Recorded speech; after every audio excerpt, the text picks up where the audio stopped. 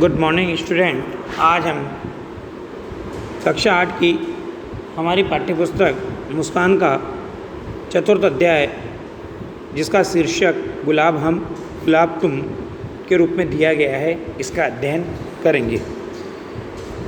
यह कविता हिंदी साहित्य के एक प्रसिद्ध साहित्यकार डॉक्टर कुंवर बेचैन के द्वारा लिखी गई है। इस कविता में कवि ने मुख्य रूप से गुलाब और विद्यार्थी को एक समान बताया है। जिस प्रकार वाटिका में खिला हुआ गुलाब क्या करता है, लोगों को अपनी सुंदरता और खुशबू से आनंदित करता है। उस गुलाब की खुशबू से मनुष्य का मन आनंद से भरकर या सराबोर होकर झूमने लगता है।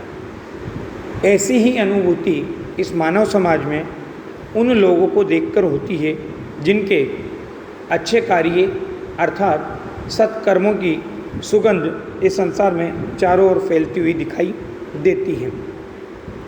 लेकिन इस मानव समाज में किसी भी व्यक्ति का निर्माण या किसी भी व्यक्ति के व्यक्तित्व का निर्माण विद्यालय जैसी महत्वपूर्ण भूमिका के द्वारा ही स्थापित होता है।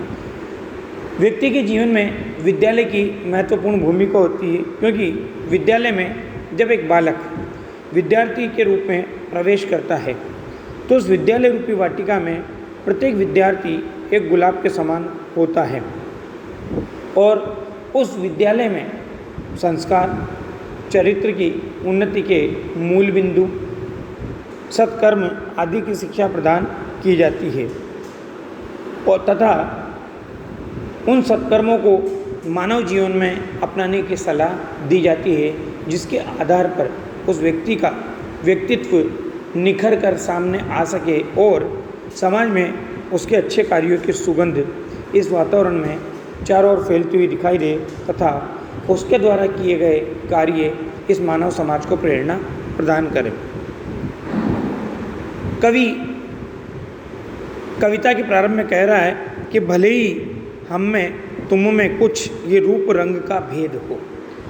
कवि यहाँ पर गुलाब को संबोधित करते हुए कह रहा है कि हे गुलाब, हे वाटिका में विद्यमान गुलाब, भले ही तेरे में और मुझ में रूप और रंग का भेद है, क्योंकि तेरा रंग, तेरा रूप, तेरी सुंदरता, तेरी खुशबू लोगों को क्या करती है, अपनी ओर आकर्षित करती है। तेरी खुशबू से लोगों का मन आनंदित होने लगता है। तो तेरे में और हमारे में भले ही रूप रंग का भेद हो, परंतु हे खुशबुओं में फ़र्क क्या, गुलाब हम गुलाब तुम, परंतु तेरी और मेरी खुशबू में कोई फ़र्क नहीं है। कवि ऐसा इसलिए मानता है क्योंकि गुलाब प्राकृतिक रूप से प्राप्त खुशबू से जाना जाता है, या उस खुशबू की विशेषता के कारण ही गुलाब को सर्वाधिक खुशबूदायक और आनंददायक पुष्प माना जाता है। परंतु विद्यार्थी जो विद्यालय रूपी वाटिका का एक गुलाब है, वो कौन सी खुशबू से जाना जाता है, अपने अच्छे कार्यों की खुशबू से जाना जाता है।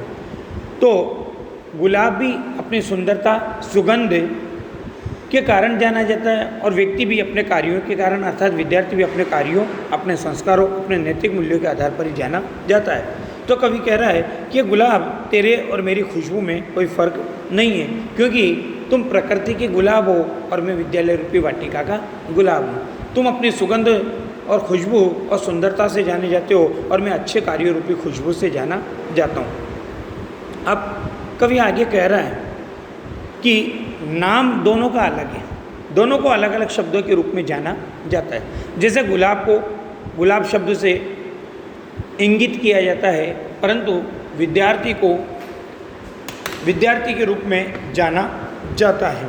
शब्द अलग हैं और इन दोनों की विशेषताएं भी अलग अलग पंक्तियों के रूप में प्रकट की जाती हैं। परंतु कवि कह रहा है यहाँ पर कि भले ही शब्द हो अलग, कि भले ही तुम्हें और मुझे जानने के लिए अलग अलग शब्दों का प्रयोग किया जाता है, अलग अलग नामों का प्रयोग किया जाता है, तुम्हारी और हमारी विशेषताओं को अलग अलग तरीके से अलग अलग रूप में प्रस्तुत किया जाता है।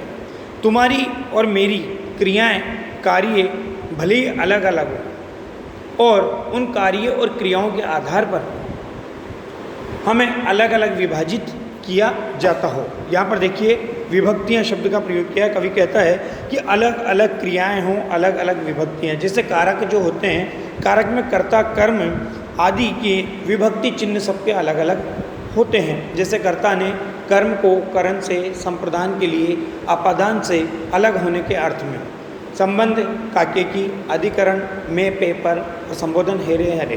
तो ये विभक्ति चिन्ह क्या कर रहे हैं, प्रत्येक कारक को एक दूसरे से अलग सिद्ध कर रहे हैं। इसी प्रकार से गुलाब और विद्यार्थी के कार्य और क्रियाएं क्या कर रही है, दोनों को अलग अलग सिद्ध कर रही है। तो कवि कह रहा है कि अलग अलग क्रियाएं हों, अलग अलग विभक्तियाँ, कि भले ही तुम्हारी और मेरी क्रियाएं और कार्य अलग अलग हो, और इन क्रियाओं और कार्यों के आधार पर हमें क्या किया जाता है, अलग अलग विभक्त किया जाता है, अलग अलग नाम से जाना जाता है, परंतु दोनों के कार्य कैसे हैं, सुगंध को फैलाना, खुशबू को फैलाना। तुम अपनी प्राकृतिक खुशबू को फैलाते हो और हम अपने अच्छे कार्यों की सुगंध को इस संसार में फैलाते हैं। परंतु यह गुलाब, कवि आगे कह रहा है कि मगर हृदय से पूछिए तो अर्थ सब पाएगी। यह गुलाब, मगर तुम जब अपने हृदय से, अपनी आत्मा से, अपने मन से पूछते हो तो तुम्हारे और मेरे बीच में तुम्हें कोई अंतर दिखाई नहीं देगा, क्योंकि तुम प्राकृतिक खुशबू से आनंदित करते हो और हम कार्यों की खुशबू से आनंदित करते हैं। अर्थात उन सब अलग अलग शब्दों का, अलग अलग विभक्तियों का, सबका मतलब क्या बता रहा है कवि यहाँ पर, एक ही बता रहा है। और क्या कह रहा है कि बता गई है कान में ये बात शब्द शक्तियाँ। जैसे साहित्य के क्षेत्र में 3 प्रकार की शब्द शक्तियाँ होती है। शब्द शक्ति वो कहलाती है जो शब्दों में निहित अर्थ को, शब्दों में छुपे हुए अर्थ को प्रकट करती है, उसे शब्द शक्ति कहा जाता है। जो 3 प्रकार की होती है, अभिधा, लक्षणा और व्यंजना। अभिधा में शब्द का सामान्य अर्थ ग्रहण किया जाता है, लक्षणा में सामान्य अर्थ को छोड़कर संबंधित अर्थ को ग्रहण किया जाता है, और व्यंजना में विशेष अर्थ को ग्रहण किया जाता है। तो क्या कह रहा है कि तुम्हारे और मेरे लिए जो शब्द शक्तियों के रूप में अलग अलग बातें कही जाती है, अलग अलग विशेषताएं बताई जाती है, अलग अलग तरीके से तुम्हारे और मेरे कार्यों के अर्थ ग्रहण किए जाते हैं। तो ये शब्द शक्तियाँ क्या बता गई है, मेरे कान में बता गई है कि तुम्हारे और मेरे कार्यों में कोई अंतर नहीं है। भले ही हम में तुम में कुछ कथन के ढंग का भेद हो। यह बोला भले ही तुम्हारे और मेरे लिए जो कथन कहे जाते हैं, जो वाक्य कहे जाते हैं, जो बात कही जाती है, उनको कहने का तरीका अलग हो सकता है, परंतु विशेषताएं क्या है, एक जैसी ही हमारी और तुम्हारी विशेषताएं। जब तुम तुम्हारी और मेरी तुलना करोगे, तुम्हारे और मेरे बारे में देखोगे, तुम्हारे और मेरे बारे में विचार करोगे, तो तुम्हें क्या दिखाई देगा।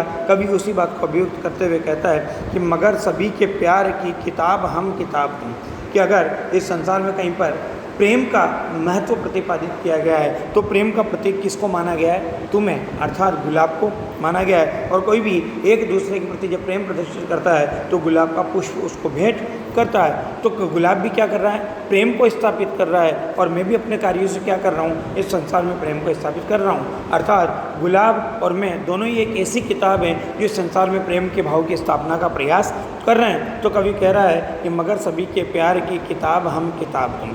यह संसार के मनुष्यों, इस संसार में जो प्यार का भाव स्थापित है, जो प्रेम का भाव स्थापित है, यह है गुलाब। इस संसार में जो प्रेम, प्यार, प्रीति का भाव स्थापित है, उस भाव की स्थापना करने की किताब तुमको भी माना गया है और मुझे भी माना गया है। अर्थात हम दोनों ही एक ऐसी किताब हैं जो संसार में प्रेम की भावना का स्थापना का प्रयास करते हैं।